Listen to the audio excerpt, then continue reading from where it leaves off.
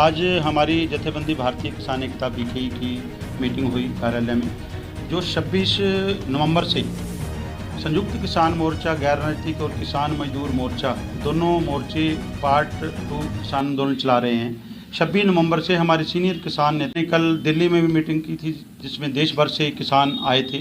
तो उसमें भी तय किया गया, Haryana, Punjab, Rajasthan, UP, western UP और हिमाचल से जितने किसान साथी हैं वो 26 नवंबर से खनौरी बॉर्डर पर पहुंचेंगे। एक किला नोमी वहाँ एक सिस्टम बनाया जाएगा ताकि प्रशासन सरदार डल्लेवाल जी को वहाँ से उठा ना सकें।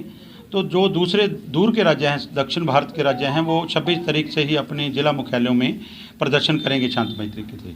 तो आज हमारे जथेबंदी की भारतीय किसान एकता बीके की तरफ से ड्यूटियां लगाई गई हैं। 26 नवंबर को एक बड़े काफिले के साथ रोड़ी क्षेत्र के गांव जोहर रोई से एक ट्रैक्टर ट्रालियाँ गाड़ियों के काफिले के साथ हम खनौरी मोर्चे पर पहुंचेंगे। कुछ साथी हमारे पहुंच चुके हैं। पहले भी सिरसा जिले की काफ़ी ट्रैक्टर ट्रालियाँ तंबू वहाँ हैं और वहाँ जो ताकत वहाँ झोंकी जाएगी, क्योंकि जो हमारे पास है भगवान के दिए हुए प्राण हैं, उनकी आहुति हमारे किसान नेताजी लगा रहे हैं। तो उस लिए आपसे भी हमारी अपील है, सरकार से कुछ चेतावनी भी है। आप पहले ही हमारे 750 पहले मोर्चे में शहीद किए हैं, शुभकर्ण को गोली से शहीद किया है और 35 के करीब किसान हमारे शंभू, खनौरी और रतनपुरा मोर्चा, जो 3 मोर्चे लगे हैं, उस पर शहीद हो चुके हैं। अब देखना सरकार को है कितनी और किसानों की बलि लेनी है, क्योंकि ये कर्म चलता रहेगा।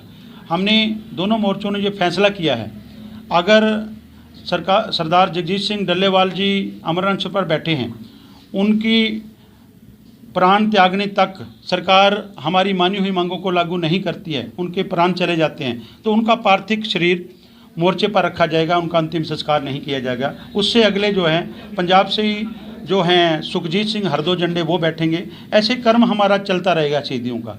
जो भी नेता शहीद होगा उसका पार्थिव शरीर वहाँ रहेगा। अब देखना सरकार को है कितनी हमारे किसानों की बलि लेनी है। हमने ठान लिया है, जहाँ जो गाना था, जहाँ जित के अमंग, जहाँ लाशाओं गया, वो हमने ठान लिया है। तो आपके चैनल के माध्यम से हम हमारे यूथ को कहना चाहते हैं, आपके बुजुर्ग, एक कैंसर पीड़ित आपके किसान नेता, इतने बड़े जो अपने प्राणों को त्याग करने के लिए इतना बड़ा फैसला लिया है, हम आप सबसे अपील करते हैं बड़ी संख्या में खनौरी मोर्चे पर पहुंचो। इस मोर्चे को जीतना, करो या मरो की लड़ाई अब शुरू कर दी है। इस मोर्चे को जीतना जरूरी है। एमएसपी खरीद गारंटी कानून बनवाना जरूरी है। स्वामीनाथन आयोग C2+50 के तहत फसलों के भाव तय करवाने जरूरी है। किसान और मजदूर की कर्जा माफ़ी, मनरेगा मजदूरी, 12 मांगे थी, 13वीं मांग है जो शुभकर्ण शहीद हुआ, उसको इंसाफ की मांग को लेकर ये मोर्चा चल रहा है। इसके अलावा भी हरियाणा में कहीं और धरना प्रदर्शन किया जाएगा?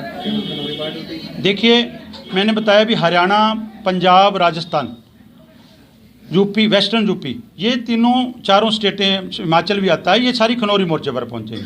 जो दूर वाले हैं, हज़ारों किलोमीटर दूर हैं, जैसे केरला, कर्नाटका, आंध्रा, तमिलनाडु, वो वहाँ अपने मुख्यालयों पे काम करेंगे। तो ये चलता रहेगा। दूसरा एक लोकल जो इशू है, जो DAP यूरिया का मुद्दा चल रहा है, शॉर्टेज का मुद्दा चल रहा है, उसके लिए भी किसानों को आपके माध्यम से अपील करना चाहता हूँ भी DAP जो थोड़ी बहुत रहती है लेने वाली, वो 27 तारीख को सोमवार को लोड होगी, 25 को, और 29 या 30 तारीख को पहुँचेगी। और यूरिया जो है हमारे सिरसा ज़िले में 1,15,000 मीट्रिक टन यूरिया की ज़रूरत है। 70,000 मीट्रिक टन यूरिया सिरसा में पहुँच चुका है। 51,000 टन जो बिक चुका है। 24-25 हज़ार मीट्रिक टन जो है दुकानों पर पड़ा है।